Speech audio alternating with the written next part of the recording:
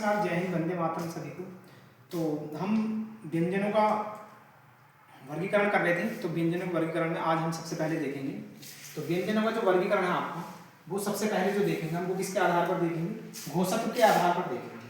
किसके आधार पर देखना है? घोषत्व के आधार पर देखना है। घोषत्व मतलब वो होता है जो स्वर यंत्र में ध्वनि का कंपन करता है या नहीं करता है। तो कितने प्रकार के होते हैं आपके? ये दो प्रकार के होते हैं। कितने प्रकार के होते हैं? दो प्रकार के। तो पहला जो प्रकार होगा इसमें वो कौन सा होगा आपका?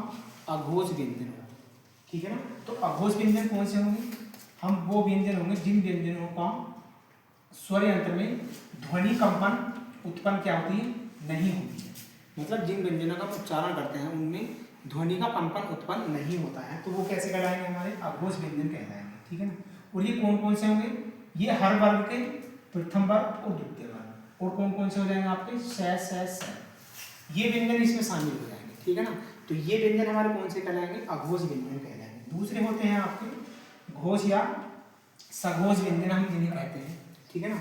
तो इनमें जो है इनके स्वर तंत्र में क्या होता है? कंपन उत्पन्न होता है।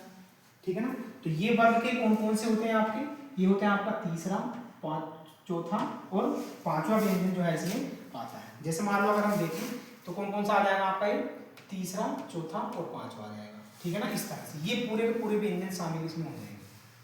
ठीक है। तो इसमें और कौन कौन से व्यंजन जुड़ जाएंगे आपके? अंतस्थ व्यंजन जो हमारे कौन से है वो प्लस है वर्ग भी इसमें शामिल हो जाएगा। ठीक है ना। नोट हमने इसे लिखा, जितने भी आपके स्वर वर्ण हैं वो भी कितने होंगे आपके? वो भी सघोष व्यंजन होंगे। ठीक है ना। इसके बाद देखते हैं हम आगे नेक्स्ट, मतलब किसके? प्राण के आधार पर, या हम इसको क्या कह देते हैं? कपाल भी हम इसको कह देते हैं। ठीक है ना। तो प्राण का अर्थ मतलब क्या होता है? हवा या सांस लेना। ठीक है ना। जो प्राण होती है हमारी, आप भी जानते हैं क्या अर्थ होता है इसका? सांस लेना या हवा लेना। ठीक है ना।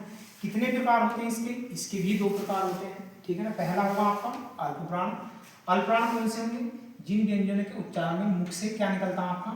कम हवा निकलेगी। मतलब जब हम उनका उच्चारण करेंगे तो मुख से जो है वो कैसी हवा निकलेगी आपकी? बहुत कम हवा निकलेगी। ठीक है ना।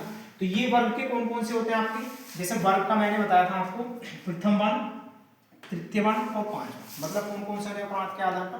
प्रथम, तृतीय और पांचवा वर्ण। तो ये कौन सा हो जाएगा आपका? ये अल्प प्राण हो जाएगा। ठीक है ना। तो अल्प प्राण में कौन कौन से आ जाएंगे? ये वर्ण आ जाएंगे। और कौन से होंगे आपके? अंतस्थ व्यंजन। और कौन से आ जाएंगे आपके? अनुस्वार हो जाएंगे। ठीक है ना। तो अनुस्वार व्यंजन जो होंगे आपके। फिर दूसरा जो आता है आपका वो कौन सा होता है? आपका महाप्राण होता है। तो महाप्राण में जो है मतलब हम ये कहेंगे जिन वर्णों को उच्चारण में हम मुख से जो है कैसी हवा निकलती है आपकी? अधिक हवा निकलती है। तो अधिक हवा निकलने के कारण मतलब उसमें कौन कौन से वर्ग आएंगे आपका? दूसरा और चौथा वर्ण जो है वो इसमें आएगा। तो दूसरा और चौथा वर्ण कौन कौन सा हमारा? जैसे मान लो हमारा ये वाला है और ये वाला, तो पूरे व्यंजन जो है वो इसमें शामिल हो जाएंगे। ठीक है ना। फिर इसके बाद हम देखते हैं। ठीक है। इसके बाद जो आ जाता है कुछ आपकी आगत ध्वनि और वस्ती है, तो वो हम नेक्स्ट वीडियो में कर लेंगे। ठीक है ना। तब तक मिलते हैं। धन्यवाद।